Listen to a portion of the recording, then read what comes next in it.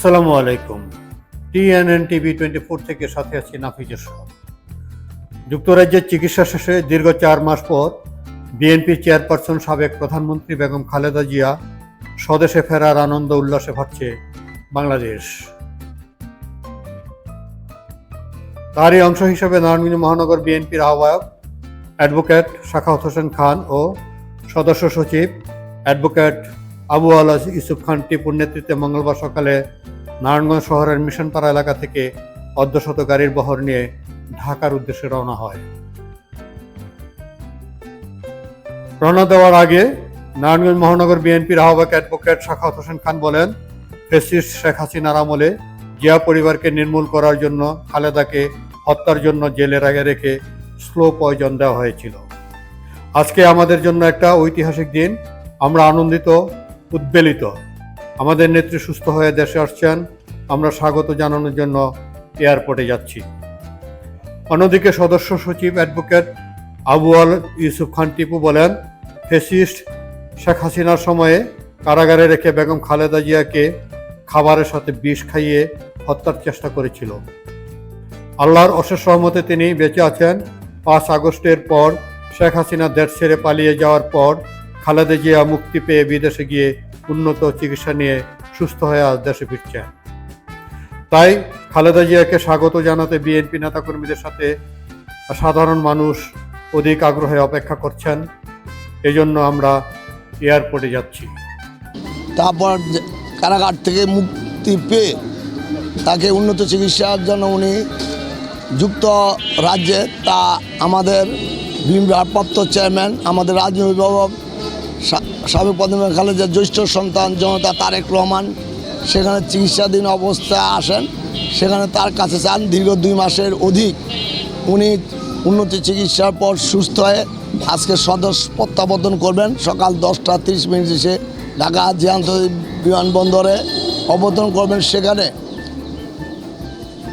নারায়ণগঞ্জ মহানগর বিএনপি সহ বাংলাদেশ 64টি জেলার নেতাকর্মী এবং জনসাধারণ তাকে অভ্যর্থনা জানানোর জন্য, তাকে স্বাগত জানানোর জন্য সেখানে যাবেন। সেই উদ্দেশ্যে আমরা নারায়ণগঞ্জ মহানগর বিএনপি অঙ্গ সংগঠনের নেতাকর্মীরা প্রায়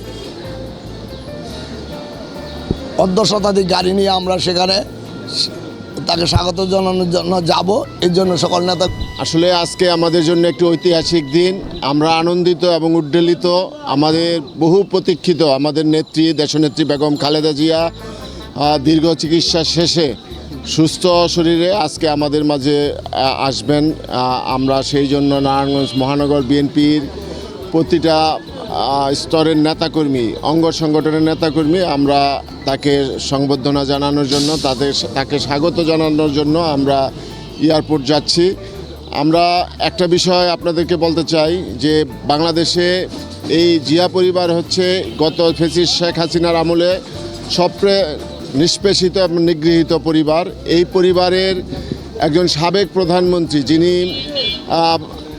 76-78 বছর বয়স ছিল, সেই বেগম খালেদা জিয়াকে এই শেখ হাসিনা চিরতরে নির্মূল করার জন্য, তাকে হত্যা করার জন্য, তাকে এই দলকে নিশ্চিহ্ন করে দেওয়ার জন্য তারা ফন্দি এঁটেছিল এবং তারই অংশ হিসাবে দেশনেত্রী বেগম খালেদা জিয়াকে দীর্ঘদিন জেলে রেখেছে। শুধু জেলে রেখে ক্ষান্ত হয়নি, তাকে স্লো পয়জন দিয়ে তাকে হত্যা করার চেষ্টা করা হয়েছে। আজকে এই শেখ হাসিনার পতন ঘটার পরে এই আমাদের নেত্রী দেশনেত্রী বেগম খালেদা জিয়ার মুক্তি হয়েছে। কিন্তু আপনারা দেখেছেন যে এই শেখ হাসিনার কাছে বহুবার চিকিৎসার জন্য, বিদেশে যাওয়ার জন্য, উন্নত চিকিৎসার জন্য আবেদন করা হলেও বেগম খালেদা জিয়াকে বিদেশে যাওয়ার সুযোগ দেয় না, এমনকি বাংলাদেশেও উন্নত চিকিৎসা দেওয়ার সুযোগ দেওয়া হয় নাই। আজকে সেই অবস্থা এখন আর বাংলাদেশে নাই। ফ্যাসিস্ট শেখ হাসিনার পতন হয়েছে, দেশের গণতন্ত্রের সুবাতাস বইতে শুরু করেছে। আমরা সেই গণতন্ত্রের সুবাতাস বওয়ার জন্য পরিপূর্ণতা হবে হলো দেশনেত্রী বেগম খালেদা জিয়া আসলে এবং আমাদের নেতা জনাব তারেক রহমান যদি দেশে এসে এই গণতন্ত্রের সাথে মিলিত হন, তাহলেই আমাদের এই গণতন্ত্র পরিপূর্ণ হবে। আমরা নাফিজ আশরাফ, টিএনএন টিভি 24।